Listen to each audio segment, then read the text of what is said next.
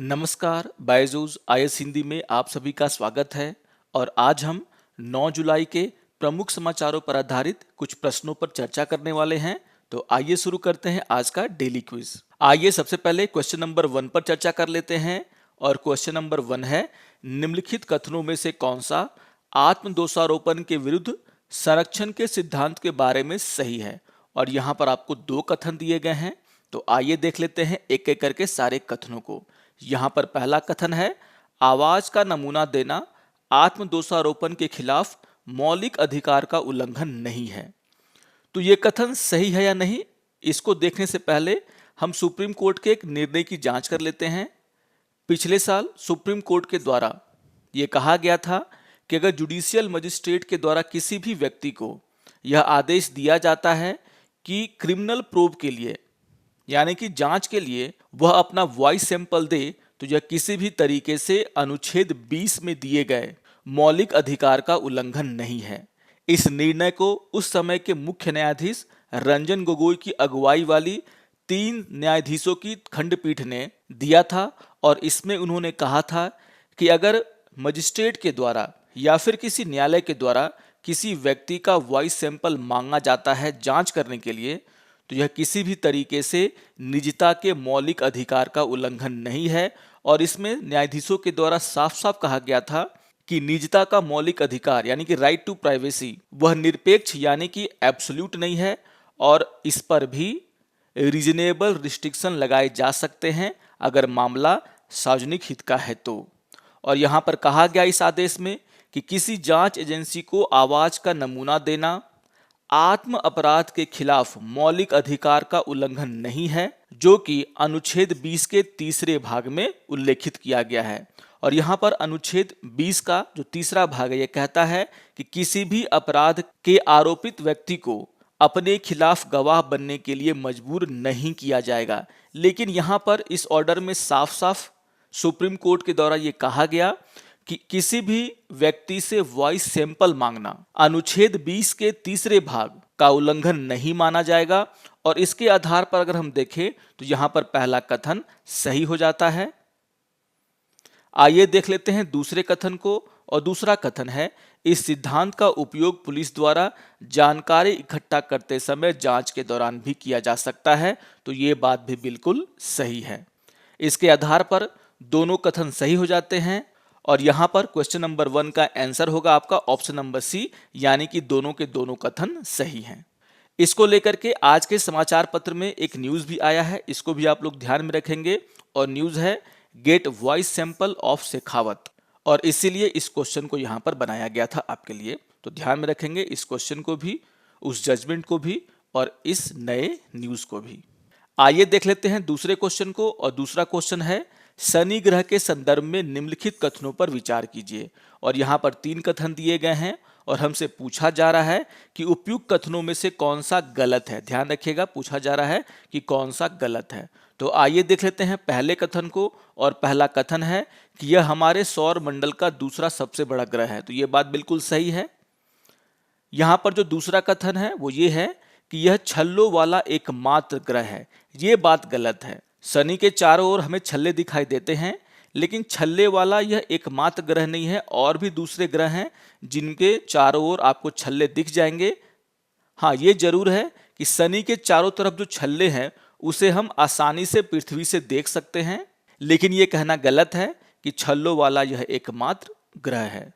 तो यानी कि यहाँ जो दूसरा कथन है वो गलत है। आइए देख लेते हैं तीसरे कथन को। और तीसरा कथन है, टाइटन शनि का सबसे बड़ा चंद्रमा है। तो ये बात भी बिल्कुल सही है। और इसके आधार पर अगर देखा जाए तो इन तीनों कथनों में से सिर्फ दूसरा कथन गलत है। और इसके आधार पर क्वेश्चन नंबर 2 का आंसर हो जाएगा आपका ऑप्शन नंबर ए, यानी कि सिर्फ दूसरा कथन गलत है। इसको लेकर के एक न्यूज भी आया है आज के द इंडियन एक्सप्रेस में। एक न्यूज है एक्सप्लेन सीरीज में, और वो न्यूज है, what plumes on Enceladus tell us about possibility of life on Saturn moon. यहां पर नासा के कैसिनी अंतरिक्ष यान के द्वारा शनि के चंद्रमाओं में कार्बन डाइऑक्साइड, डाइहाइड्रोजन के साथ साथ मीथेन की असामान्य रूप से उच्च सांद्रता का यानी कि डेंसिटी का पता लगाया गया है। और यहाँ पर कहा गया है कि अंतरिक्ष यान ने यह पता लगाया है कि टाइटन के वायुमंडल में मीथेन है और एन्सेलेडस के पास एक तरल महासागर है जिसमें गैस और पानी के विस्फोट होते हैं। यानी कि यहाँ पर जो मीथेन के भंडार पाए गए हैं और इसीलिए कयास लगाया जा रहा है कि हो सकता है कि सैटर्न के जो मून हैं उनमें जीवन का कोई राज छुपा हुआ है। तो इसी को देखते हुए इस क्वेश्चन को यहाँ पर बनाया गया। इस न्यूज़ को भी आप लोग ध्यान में रखेंगे, साइंस एंड टेक्नोलॉजी से जुड़ा हुआ बहुत ही इंपॉर्टेंट न्यूज़ है। आइए देख लेते हैं तीसरे क्वेश्चन को, और तीसरा क्वेश्चन है लॉर्ड रीडिंग के वायसराय रहते समय निम्नलिखित में से कौन सी घटना घटित हुई थी। तो यहाँ पर बात हो रही है लॉर्ड रीडिंग के कार्यकाल की, और अगर देखा जाए तो लॉर्ड रीडिंग का कार्यकाल 1921 से लेकर के 1925 तक था, और इनके कार्यकाल के दौरान चौरी चौरा कांड हुआ, असहयोग आंदोलन की वापसी हुई, स्वराज पार्टी की स्थापना हुई, काकोरी ट्रेन डकैती भी इन्हीं के काल में हुआ, और इसके अलावा मालाबार विद्रोह, जिसे हम मोपला विद्रोह और मापिल्ला विद्रोह भी कहते हैं, वो भी इन्हीं के कार्यकाल में हुआ। तो इसके आधार पर अगर हम देखें तो यहाँ पर जो डांडी मार्च है वो इनके कार्यकाल में नहीं हुआ था। जलियांवाला बाग हत्याकांड भी इनके कार्यकाल में नहीं हुआ था, क्योंकि इसी हत्याकांड के बाद लॉर्ड रीडिंग भारत में आए थे। इसके अलावा स्वराज पार्टी की स्थापना इन्हीं के शासनकाल में हुआ था, काकोरी ट्रेन डकैती इन्हीं के काल में हुआ था, और मालाबार विद्रोह भी इन्हीं के काल में हुआ था। इसका मतलब है कि यहाँ पर जो 3, 4 और 5 है वो सही हैं, और इसके आधार पर क्वेश्चन नंबर 3 का आंसर हो जाएगा आपका ऑप्शन नंबर सी, यानी कि 3, 4 एंड 5। लॉर्ड रीडिंग को लेकर के आज के द हिंदू समाचार पत्र में एक चर्चा की गई है द वायसरॉय स्पीच के अंदर, और इसी के आधार पर इस क्वेश्चन को बनाया गया था। बहुत ही इंपॉर्टेंट क्वेश्चन है, बार बार एग्जाम में आते रहते हैं, तो इसको भी आप लोग ध्यान में रखेंगे। आइए देख लेते हैं क्वेश्चन नंबर 4 को, और क्वेश्चन नंबर 4 है कौन सा जल डमरू मध्य मलेशिया को फिलीपींस से अलग करता है।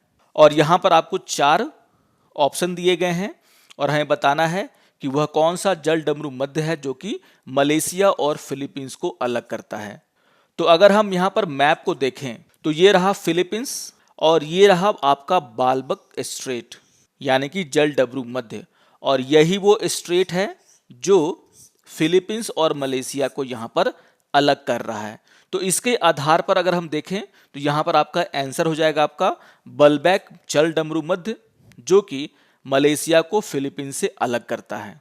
यानी कि क्वेश्चन नंबर 4 का आंसर हो जाएगा आपका ऑप्शन नंबर बी। मलेशिया को लेकर के आज के द हिंदू समाचार पत्र में एक न्यूज भी आया है जिसका शीर्षक है कि Malaysia party pulls support for PM.